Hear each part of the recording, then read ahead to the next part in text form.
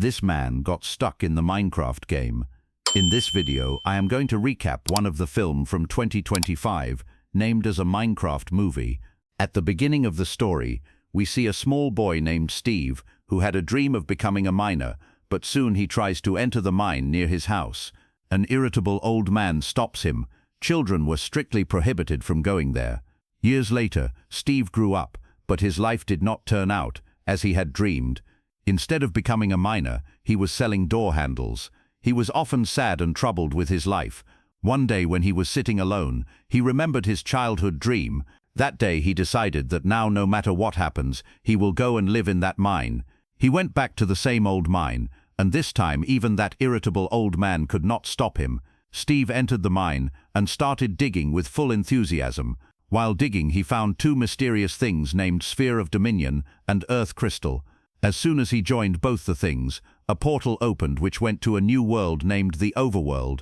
Only those people could survive there whose imagination power is very strong. Steve immediately started making things. He built houses there, and also different types of buildings. One day he saw a pink sheep he made another house with wool.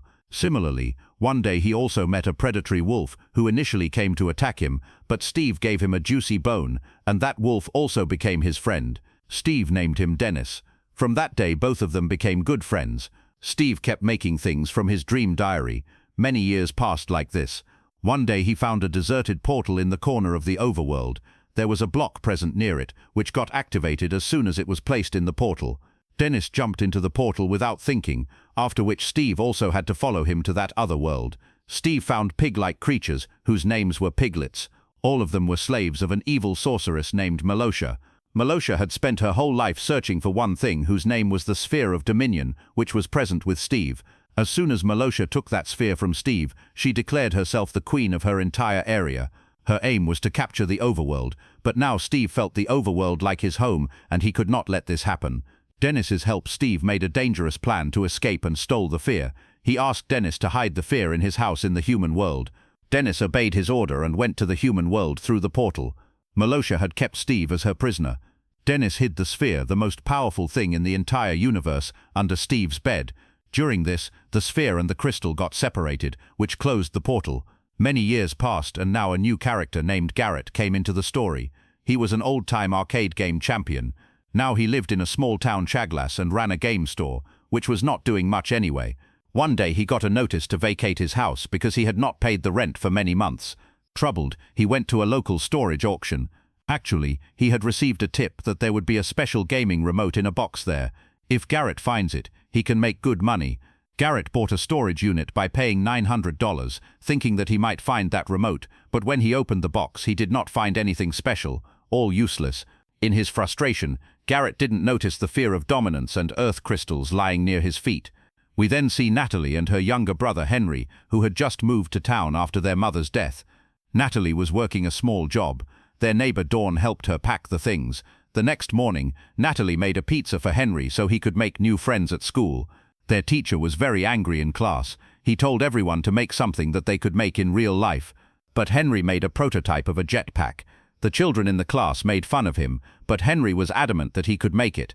He went home and made a homemade jetpack, but during the test, the jetpack crashed straight into a chip factory where his sister Natalie worked. Because of this incident, Henry was called to the principal's office.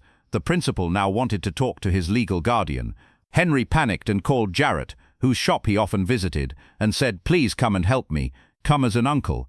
At first Jarrett refused, but then Henry said that he will give you $26 in cash. After that he came quickly, but after coming he did not get out of his car due to ego. He was going when the principal himself came to him. Something similar happened, and nobody knows how the principal was falling in love with him. She was constantly trying to woo Garrett, but Garrett became a tough guy and left from there. After this, Garrett brought Henry to his shop, where Henry's eyes fell on those two special things. Henry asked very curiously that what is this? Garrett said that I do not know. I bought this in an auction. It was clearly written inside that box that do not join this sphere and crystal together at any cost. But now after reading this, he felt even more like joining them and seeing what would happen. And he did exactly the same, after which he suddenly reached that empty cave. Steve's wolf Dennis was watching his every step from a distance. Then Natalie remembered that Henry was going to school. Why did he not return till now? She went to look for him with Dawn. With the help of a tracking app, she found the location of Henry's phone. Garrett and Henry found an overworld portal inside the mine. Meanwhile, Natalie and Dawn also reached there. Then the mysterious cube started glowing, and a different kind of energy started appearing, which pulled Henry into the overworld.